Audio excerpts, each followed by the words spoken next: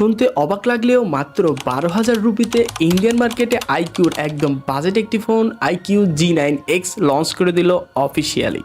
এবং যারা অল্প বাজেটের মধ্যে গেমিং একটা ডিভাইস চাচ্ছেন তাদের জন্য কিন্তু একদম গেম চেঞ্জিং বিষয় হচ্ছে এই ফোন, যেখানে কিনা স্ন্যাপড্রাগনের 6 Gen 1 মতো পাওয়ারফুল একটা চিপসেট দেওয়া আছে, 12GB র্যাম, 256GB স্টোরেজ, অসাধারণ ডিসপ্লের সাথে এই ফোনটাতে কিন্তু প্রায় 6000 mAh এর ব্যাটারি সাপোর্ট রয়েছে। সব মিলিয়ে একদম মাথা নষ্ট করা ফিচার দিয়ে ইন্ডিয়ান মার্কেটে এটা লঞ্চ করে দিয়েছে। এবং বাংলাদেশে এটা কবে আসতে পারে এবং কেমন প্রাইজে বাংলাদেশ মার্কেটে লঞ্চ করে দিতে পারে এটাও জানাবো এই ভিডিওতে। সো ভিডিওটা সম্পূর্ণ জুড়ে আমি রয়েছি পারভেজ হাসান, আর আপনারা দেখছিলেন পিএইচ জোন। একটু মতো মিস না করে চ্যানেলটি সাবস্ক্রাইব এবং লাইক করে চলুন শুরু করা যাক। সো আইকিউর G9X এর এই ফোনটার লুকস অ্যান্ড ডিজাইন দেখে হয়তোবা আপনি থমকে গিয়ে এই ফোনটা দেখে হয়তোবা মনে করতে পারেন যে এটা একটা প্রিমিয়াম সেগমেন্টের ফোন এবং অনেকটা দামি ফিল পাওয়া যায় এই ফোনটার আউটলুকিং দেখে। এই ফোনটার বডি এবং frame totally plastic, but plastic হওয়া সত্ত্বেও এতটা চিপ দেখায় না। এবং পিছন দিকে যে বডিটা রয়েছে এটাতে একটা ট্র্যাকচার ইউজ করা হয়েছে, যে ট্র্যাকচারটা দেখতে অনেকটা প্রিমিয়াম লাগে এবং অনেকগুলো ফোন ভিভোর রয়েছে, তো সেইগুলো ফোনের সাথে অনেকটা মিলে যায় এই ফোনটার ডিজাইন। সো এই ফোনটার ডিজাইনের গেম চেঞ্জিং বিষয়টা হচ্ছে এই ফোনটার ক্যামেরা মডিউল, যেটা দেখতে কিন্তু অনেকটাই ইউনিক, আর এই ইউনিকনেসের জন্য এই ফোনটার প্রিমিয়াম সেগমেন্টের একটা ফোনের মতো লাগে। আর এই ফোনটার কিন্তু ওয়েট ডিস্ট্রিবিউশনটা অনেকটাই বেটার, আর লাইট ওয়েট ফোন, 8mm এই ফোনটার থিকনেস এবং 199 গ্রাম, এটার ওজন 6000 mAh ব্যাটারি হওয়া সত্ত্বেও ফোনটার ওজন কিন্তু অতটা বেশি না, মোটামুটি লাইট ওয়েটই বলা যায়।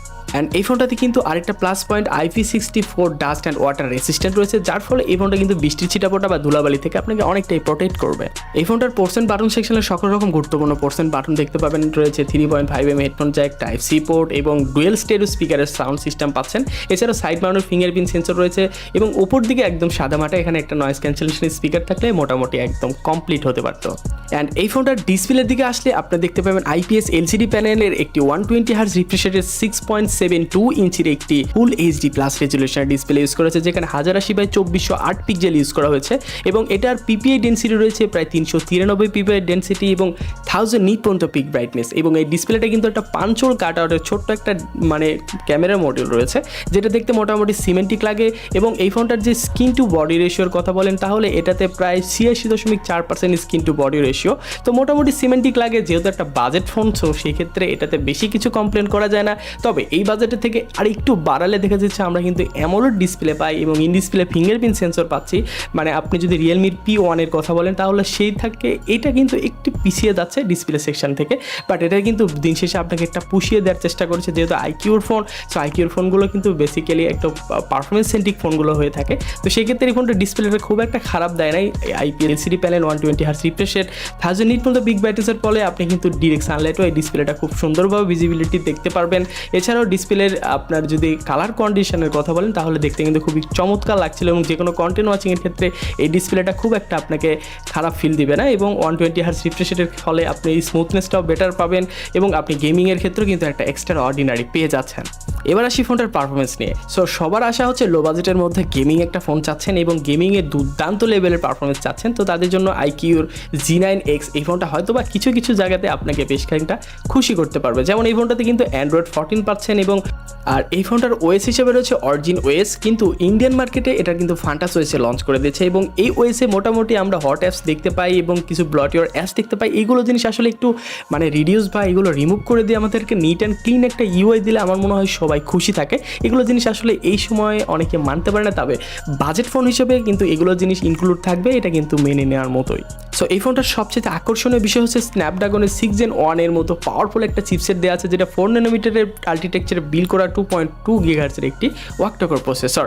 সো এই প্রসেসর দিয়ে আপনি মোটামুটি ঘুমাইয়া গেম টেম প্লে করতে পারবেন। আর এই ফোনটার আন্তত বেজমেন্ট স্কোর প্রায় 5 লক্ষর উপরে, 5 লক্ষর উপরে চিপসেট দিয়ে আপনি মোটামুটি গেম টেম তো ভালোভাবে প্লে করতে পারবেনই কোনো রকম প্রবলেম ছাড়াই। যদি ফ্রি ফায়ার লাভার হয়ে থাকেন, পাবজি প্লে করে থাকেন, এছাড়া যদি হাই গ্রাফিক্সের গেমগুলো আপনি ইজিলি প্লে করতে চান তাহলে এই ফোনটার এই চিপসেট মোটামুটি আপনাকে ভালো একটা সাপোর্ট দিতে পারবে আশা করা যায়। এছাড়াও এই ফোনটাতে কিন্তু কয়েকটা ভেরিয়েন্ট পাবেন, 8GB RAM, 128GB storage, 8GB RAM, 256GB storage অথবা 12GB RAM, 256GB storage. So প্রত্যেকটা স্টোরেজ টাইপ আপনারা হয়তো বা পেয়ে যেতে পারেন বাংলাদেশ মার্কেটে। হয়তো এই ফোনটা অফিসিয়ালভাবে লঞ্চ না করলেও এটা আনঅফিসিয়ালভাবে কিন্তু আপনি ঢাকাতে এই ফোনগুলো পেয়ে যাবেন। আর জিপি সেকশনে রয়েছে Adreno 710, এটা মোটামুটি ভালো গ্রাফিক্স প্রোভাইড করে থাকে, সো সেক্ষেত্রেও কিন্তু আপনি ভালো একটা গ্রাফিক্স আউটপুট পাবেন। আর এই ফোনটার কিন্তু স্টোরেজে রয়েছে প্রায় LPDDR4X এর র্যাম এবং UFS 2.2। সো এক্ষেত্রে একটু বাড়িয়ে দিলে আমাদের স্টোরেজ টাইপের ক্যাটাগরিটা তাহলে আরও বেটার হতে পারতো। বাট আবার অন্যদিকে খেয়াল করলে যে এই ফোনটা কিন্তু একদম লো বাজেটের ফোন, তো সেই ক্ষেত্রে এর চেয়ে বেশি কিছু আশা না করাটাই বেটার। আর অন্য দিক থেকে বলতে গেলে একদম রেগুলার ইউজের জন্য এই ফোনটা কিন্তু একদম ধুমায় ইউজ করতে পারেন খুবই স্মুথলি, এবং এই ফোনটার যে আপনার আউটপুট এক্ষেত্রে কিন্তু আপনি কোনো রকম বাফারিং ছাড়াই ফোনটা ইউজ করতে পারবেন। গেমিংয়ের ক্ষেত্রে খুব একটা হিটিং ইস্যু দেখতে পাবেন এবং রেগুলার ইউজেজে এটা কিন্তু খুব একটা খারাপ বিল হবে না। যদিও বাজেট ফ্রেন্ডলি ফোনগুলোতে খুব কস্ট কাটিং করা হয়, তো সেক্ষেত্রে এই ফোনটা মোটামুটি একটা কস্ট কাটিং না করেও মোটামুটি একটা অ্যাভারেজে দেওয়ার চেষ্টা করেছে। তো সেক্ষেত্রে এটা একটা প্লাস পয়েন্ট যারা লো বাজেটের একটা ফোন চাচ্ছেন। এবার আসা যাক ফোনটার ক্যামেরা সেকশনে। সো 50 মেগাপিক্সেল প্রাইমারি ক্যামেরা রয়েছে এবং 2 মেগাপিক্সেল একটা ডেপথ সেন্সর, মানে এই ফোনটার ক্যামেরা মডিউলের মধ্যে দুইটা ক্যামেরা ইনক্লুড করা আছে, যার মেইন ক্যামেরা হচ্ছে 50 মেগাপিক্সেল আর এটাই হচ্ছে কার্যকরী। বাদবাকি যে 2 মেগাপিক্সেলের ডেপথ সেন্সর রয়েছে এটা আসলে অতটা কার্যকরী না। সো 50 মেগাপিক্সেল প্রাইমারি ক্যামেরাতে মোটামুটি আপনি কাজ চালিয়ে নিয়ে যেতে পারবেন। এটার ক্যামেরা সেকশন অতটা ফোকাসেবল না। সো আপনার যদি 50 মেগাপিক্সেল ক্যামেরা মোটামুটি দেখবেন যে ভিভোর যেগুলো ক্যামেরা রয়েছে ঠিক সিমিলার ক্যামেরা প্রোভাইড করে থাকে, বাট এটাতে কিন্তু আপনি ভিডিওতে একটা ভালো প্লাস পয়েন্ট পাবেন, সেটা হচ্ছে 4K রেজলিউশনের ভিডিও করতে পারবেন 1080-তে 30 FPS। এখানে কিন্তু জাইরো EIS এর সুবিধা রয়েছে। তো সেক্ষেত্রে একটা ভিডিও করার জন্য আপনি একটা স্ট্যাবিলাইজেশন পাবেন। সো যারা কন্টেন্ট ক্রিয়েশন করে থাকেন তাদের জন্য কিন্তু এটা একটা plus point. So 50 megapixel primary ক্যামেরাতে মোটামুটি আপনি দিন শেষে কাজ বাজ চালিয়ে নিয়ে যেতে পারবেন এই ফোনটার প্রাইমারি ক্যামেরাতে। এবং সেলফিতে রয়েছে 8 মেগাপিক্সেল ক্যামেরা। এই ফোনের চাইতে আরও একটু বেটার ক্যামেরা দেওয়া যেতে পারতো, মানে 8 মেগাপিক্সেল ক্যামেরা আসলে দিন শেষে এই সময় যায় না। তো সেক্ষেত্রে এখানে মিনিমাম 16 মেগাপিক্সেল ক্যামেরা থাকলে একদম জোস প্যাকেজ হতে পারতো। সো এই ফোনটার কিন্তু আপনার ফ্রন্ট ক্যামেরাতে কখনো 4K রেজলিউশনে ভিডিও করতে পারছেন না, এই ক্ষেত্রে আপনি একটু স্যাক্রিফাইস করতে হতে পারে। সো এই ফোনটার মোটামুটি এই বাজেট রেঞ্জের মধ্যে আমার মনে হয় একটা দুর্দান্ত প্যাকেজ দেওয়ার চেষ্টা করেছে আইকিউ। আর এই ফোনটার সবচেয়ে আকর্ষণীয় বিষয় হচ্ছে এই ফোনটাতে কিন্তু আবার 6000 mAh এর ব্যাটারি রয়েছে। সো লং লাস্টিং ব্যাকআপ চাওয়ার জন্য আপনি কিন্তু এটাতে একদম দুর্দান্ত একটা প্যাকেজ পেয়ে যাচ্ছেন। সাথে রয়েছে 44 ওয়াটের একটা চার্জার এবং সাথে রিভার্স চার্জিংয়ের সুবিধা তো পাচ্ছেনই। তো সব মিলে এই ফোনটার চার্জ ব্যাকআপটা কিন্তু খুবই দারুণ। যারা গেমিং করতে চাচ্ছেন মোটামুটি লং টাইম, তো তাদের জন্য কিন্তু 6000 mAh ব্যাটারি একটা ভালো ব্যাকআপ দিবে আমার মনে হয়। এই ফোনটার সেন্সর সেকশন সকল রকম গুরুত্বপূর্ণ সেন্সর দেখতে পাবেন। থাকছে সাইড বাউন্ডার fingerprint sensor, accelerometer sensor, gyro, proximity sensor, compass, মোটামুটি সবগুলো গুরুত্বপূর্ণ সেন্সরই আপনি এই ফোনটাতে পেয়ে যাচ্ছেন। সব মিলিয়ে এই ফোনটা একদম লো বাজেটের একটা ফোন। আর লো বাজেটের ফোনগুলোতে বেসিক্যালি যেগুলো জিনিস থাকার দরকার সেগুলো ইনক্লুড করে দেওয়া আছে। বাট আপনি যদি ক্যামেরা নিয়ে খুব সিরিয়াস হয়ে থাকেন তাহলে ক্যামেরার দিক থেকে আমার মনে হয় একটু ইগনোর করা বা ক্যামেরার দিক থেকে একটু স্যাক্রিফাইস করা হতে পারে। সো এই ফোনটার কিন্তু পারফরমেন্সের দিক থেকে একটু বেশি নজর রাখা হয়েছে এবং ডিজাইনের দিক থেকে এবং এই ফোনটার ডিসপ্লের দিক থেকে মোটামুটি ভালো নজর রাখা হয়েছে।